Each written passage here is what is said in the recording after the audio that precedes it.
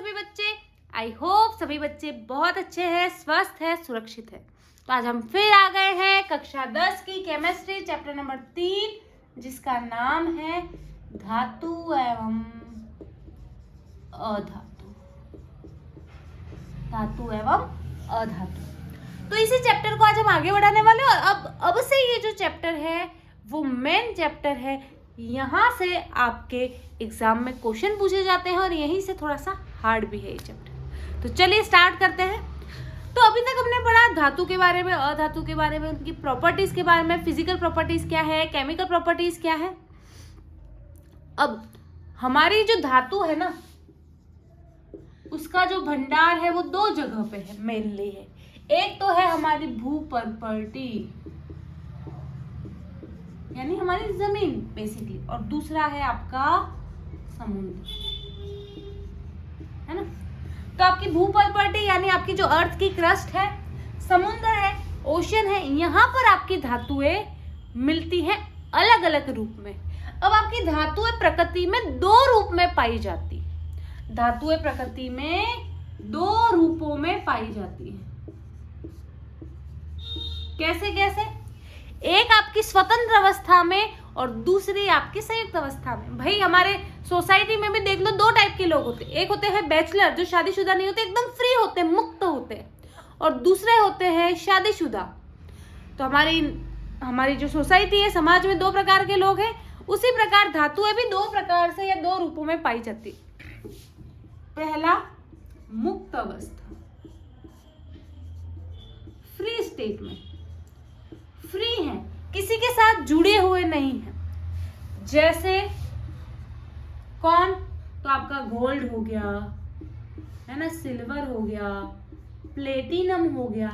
ये आपकी मुक्त अवस्था में पाई जाने वाली धातुएं हैं, क्योंकि ये कम रिएक्टिव है, ज्यादा लोगों से मिलना जुलना इनको पसंद नहीं है। बहुत लोग होते हैं ना जो फ्री रहना पसंद करते हैं, तो ये भी आपकी मुक्त अवस्था में पाई जाती है। दूसरी आपकी जो धातुएं पाई जाती है बेसिकली वो संयुक्त अवस्था में पाई जाती है। संयुक्त अवस्था में यानी किसी न किसी से मिल के पाई जाती है ना। जैसे जिंक है, तो जिंक जो है वो जिंक कार्बोनेट के रूप में पाया जाता है, मुक्त नहीं है, मिल के है। जिंक सल्फाइड के रूप में पाया जाता है ना। कॉपर जो है कॉपर ग्लांस के रूप में पाया जाता है ना। आयरन जो है वो अलग अलग रूपों में पाया जाता है, जैसे FeCO3 के रूप में पाया जाता है ना। अलग अलग रूपों में ये पाए जाते हैं, किसी न किसी अन्य धातु के साथ या अधातु के साथ संयुक्त होकर। तो भाई आपकी जो धातुएं है वो प्रकृति में दो अवस्थाओं में पाई जाती है, मुक्त अवस्था में या संयुक्त अवस्था में। भूपर्पटी हमारी जो जमीन है, जमीन मेन सोर्स है। जैसे आपने सुना होगा ना, झारखंड में कोयला बहुत ज्यादा मिलता है, माइन से बहुत ज्यादा है झारखंड में, है ना। सिमिलरली समुद्र में आपको पता होगा, समुद्र का पानी खारा है, सोडियम क्लोराइड नमक होता है उसमें। तो ये सब कहाँ से आपका, ये जो धातु के जो मेन सोर्सेज है वो भूपर्पटी और समुद्र है। और धातुएं भी पाई जाती है, ऐसा नहीं कि अधातुएं नहीं पाई जाती। हमारा जो टॉपिक ऑफ इंटरेस्ट है वो धातु का। तो आई होप यहाँ तक क्लियर है। जल्दी से इसका स्क्रीनशॉट लो, फिर आगे की बात करते हैं।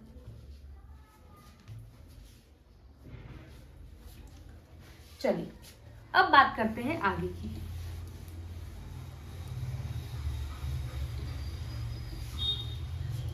अब बात करते हैं कि खनिज क्या होता है। हमारी डेफिनेशन आती है खनिज की, है ना। तो हमारी भूपर्पटी में यानी हमारी जमीन में, भूपर्पटी का मतलब जमीन के अंदर, है ना। तो भूपर्पटी में पाए जाने वाले वे पदार्थ, है ना, भूपर्पटी में पाए जाने वाले वे पदार्थ जो तत्व या यौगिकों के रूप में मिलते हैं और जिनको खनन के द्वारा प्राप्त कर सकते हैं, वो आपके खनिज कहलाते हैं, है ना। भूपर्पटी में पाए जाने वाले वे प्राकृतिक पदार्थ, है ना, जो तत्व के रूप में भी हो सकते हैं, यौगिक के रूप में भी हो सकते हैं, और जिन्हें खनन के द्वारा हम प्राप्त कर सकते हैं, खनिज कहलाते हैं, है ना। ये डेफिनेशन लिख लो। भूपर्पटी में पाए जाने वाले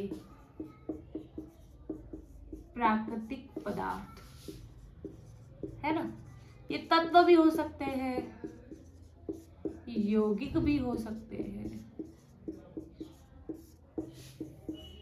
जिन्हें खनन के द्वारा, खनन का क्या मतलब है, खनन का मतलब खोद के निकाल सकते हैं ना, जिन्हें खनन द्वारा प्राप्त किया जा सकता है।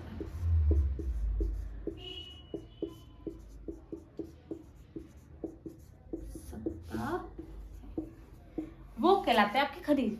जैसे हमारी जमीन में बॉक्साइड मिलता है, बॉक्साइड एल्यूमिनियम का एक खनिज है, या अयस्क, अभी अयस्क के बारे में पढ़ेंगे। तो भाई जमीन से निकाला, उसको हम खोद के निकाल पा रहे। जिप्सम, चैप्टर 2 में आपने नाम सुना होगा, कैल्शियम सल्फेट के साथ 2 अणु जल के मिलते हैं तब आपका जिप्सम बनता है। वो जिप्सम जमीन से आपको प्राप्त हो रहा है ना। तो भाई वे पदार्थ है ना, भू प्रॉपर्टी में पाए जाने वाले वे प्राकृतिक पदार्थ, जो तत्व भी हो सकते हैं, यौगिक भी हो सकते हैं, जिन्हें खनन के द्वारा प्राप्त किया जा सकता है। जैसे आपने सुना होगा कर्नाटका में, केरल में, दक्षिण भारत में सोने की माइंस हैं, वहां से सोना निकाला जाता है ना। तो माइंस में जमीन से खोद के निकाला जाता है। केजीएफ मूवी देखी होगी ना, उसमें भी तो माइंस ही है, सोना ही तो निकाला था। देखा था केजीएफ मूवी में? किस किसने देखा है? सुना ही होगा है ना, नहीं देखी तो देखा हो, सुना होगा आपने है ना, यूट्यूब पे शॉर्ट्स मिल गए होंगे बहुत सारे है ना। तो भाई खनन के द्वारा हम खनिज प्राप्त करते हैं है ना, मिनरल्स बोलते हैं इसको अंग्रेजी में। अब बात करते हैं अयस्क की,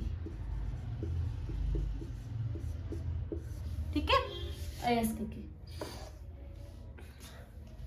अब अयस्क क्या है? अयस्क भी एक प्रकार के खनिज ही है, लेकिन कुछ खनिज ऐसे, तो बेटा देखो, हर खनिज में तो धातु की मात्रा बहुत ज्यादा नहीं होगी। कुछ खनिज ऐसे होते हैं जिनमें धातु की मात्रा अच्छी होती है और उन्हें कम खर्चे में हम आसानी से निकाल भी सकते हैं, जमीन से निकालने में भी बहुत ज्यादा खर्च नहीं आता है। तो वे खनिज जिसमें धातु की मात्रा अच्छी होती है, जिन्हें कम खर्चे में हम आसानी से जमीन से निकाल पाते हैं, अयस्क कहलाते हैं है ना। डेफिनेशन लिखो, वे खनिज जिनमें धातु की मात्रा अच्छी, अच्छी का मतलब हमारा बेसिकली अधिक से है, अधिक या अच्छी जो बोला जाओ, अच्छी होती है तथा जिन्हें कम खर्चे में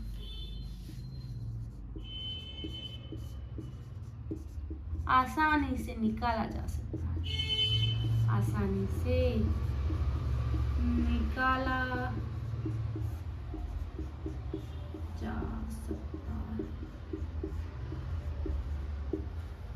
अयस्क कहलाता है।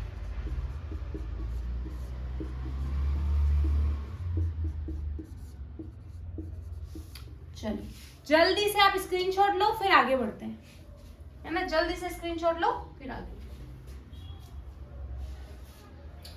चलिए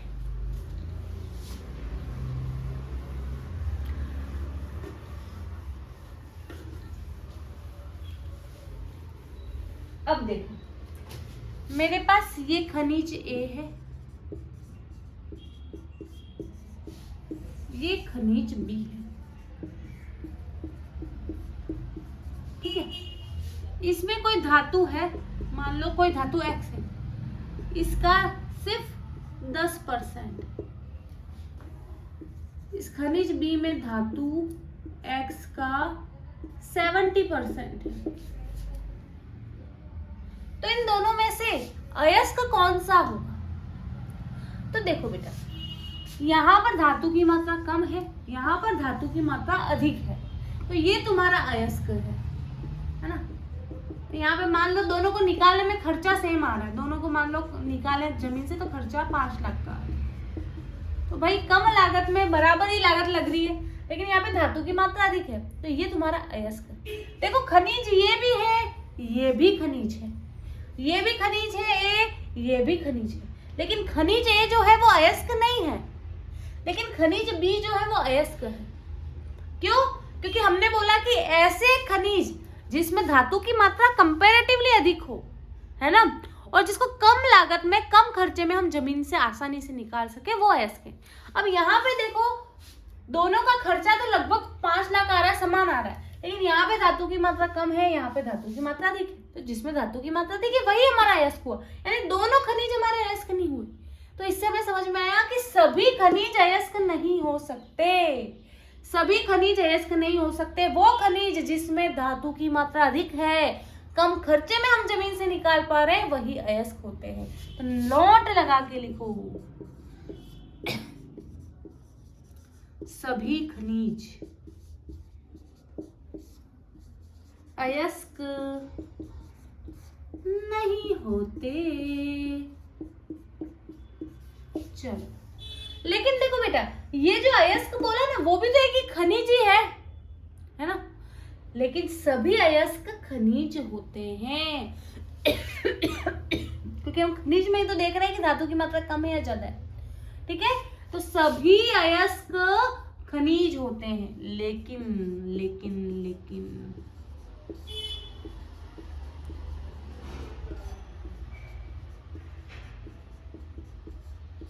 सभी अयस्क खनिज होते हैं। आई होप आपको क्लियर होगा ये, इसमें बच्चों को बहुत डाउट होता है ना, मैंने एग्जाम्पल से समझाने का ट्राई किया। आई होप आपको क्लियर है। जल्दी से स्क्रीनशॉट लो, फिर आगे बढ़ते हैं, ठीक है।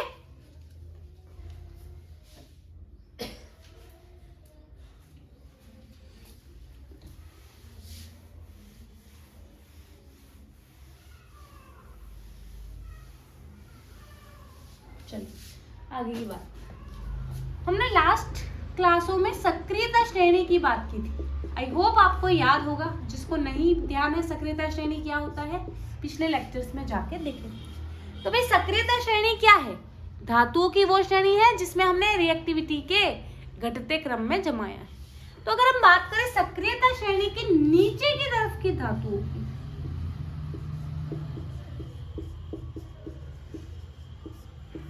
है ना, जैसे सक्रियता श्रेणी में नीचे की तरफ आती है आपकी गोल्ड, सिल्वर, प्लेटिनम, ये सब जनरली मुक्त अवस्था में पाई जाती है, ठीक है ना, ये मुक्त अवस्था में पाई जाती है। सक्रियता श्रेणी में जो मध्य की तरफ धातुएं आती हैं, मध्य में, जैसे आपका जिंक आ गया, है ना, ये मध्य में आता है, लेड आ गया, ये सक्रियता श्रेणी में मध्य में आते हैं। तो ये जो धातुएं हैं वो जनरली आपके ऑक्साइड के रूप में पाई जाती है, सल्फाइड के रूप में पाई जाती है ना, इसके रूप में पाई जाती, कार्बोनेट के रूप में पाई जाती, ठीक है। और जो सबसे ऊपर की तरफ आती है ना, जैसे सोडियम हो गया बेसिकली, तो ये क्लोराइड के रूप में मिलता है। अभी हमारे लिए इंपॉर्टेंट क्या है कि भाई सक्रियता श्रेणी में धातुएं अलग अलग रिएक्टिविटी के आधार पे है, अलग अलग रूप में मिलती है। क्या इन सबको निकालने के लिए सेम प्रोसेस होगा, जमीन से निकालना है? मान लो जैसे सिल्वर हो गया, गोल्ड हो गया, उसे मुझे जमीन से निकालना है। जिंक है, वो किसी फॉर्म में पाया जाता है, जैसे जिंक कार्बोनेट के रूप में पाया जाता है, उसे मुझे जमीन से निकालना है। सोडियम क्लोराइड के रूप में समुद्र से पाया जाता है, समुद्र में पाया जाता है। तो सबको निकालने का प्रोसेस सेम होगा क्या? तरीका सेम होगा क्या? सबको प्राप्त करने का तरीका सेम हो गया क्या? नहीं।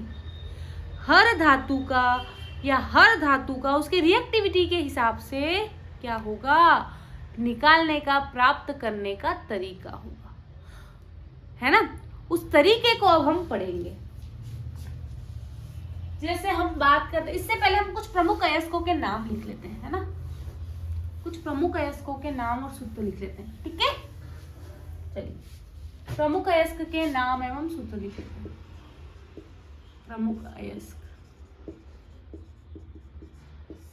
जैसे कॉपर के दो प्रमुख अयस्क हैं जो हमें ध्यान रखने हैं।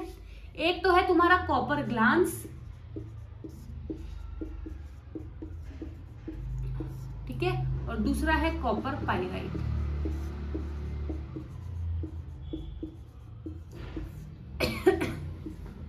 कॉपर ग्लांस का फॉर्मूला होता है Cu2S, कॉपर पाइराइट का फॉर्मूला होता है CuFeS2, ठीक है। चलिए, जिंक के हमें 2 याद रखने हैं। एक है आपका जिंक ब्लेंड, ठीक है, और दूसरा है कैलेमाइन। कैलेमाइन का सूत्र होता है ZnCO3, जिंक ब्लेंड का सूत्र होता है ZnS, ठीक है। गैलेना बोलते हैं लेड के ऑक्साइड को, गैलेना, गैलेना लेड के ऑक्साइड को बोलते हैं, ठीक है, क्लियर है। चलिए, अब इससे आगे की बातें कि भाई तत्वों के निष्कर्षण के सिद्धांत क्या क्या है, क्या क्या प्रोसेस है, वो सब भी बातें करेंगे, लेकिन अभी नहीं, नेक्स्ट क्लास में। आज की क्लास में इतना ही। आई होप आपको क्लास अच्छी लगी होगी। क्लास को लाइक जरूर करें, शेयर जरूर करें, यूट्यूब पर नए हैं तो सब्सक्राइब के बिना ना जाए। मिलते हैं नेक्स्ट क्लास में, तब तक के लिए बाय बाय, टेक केयर।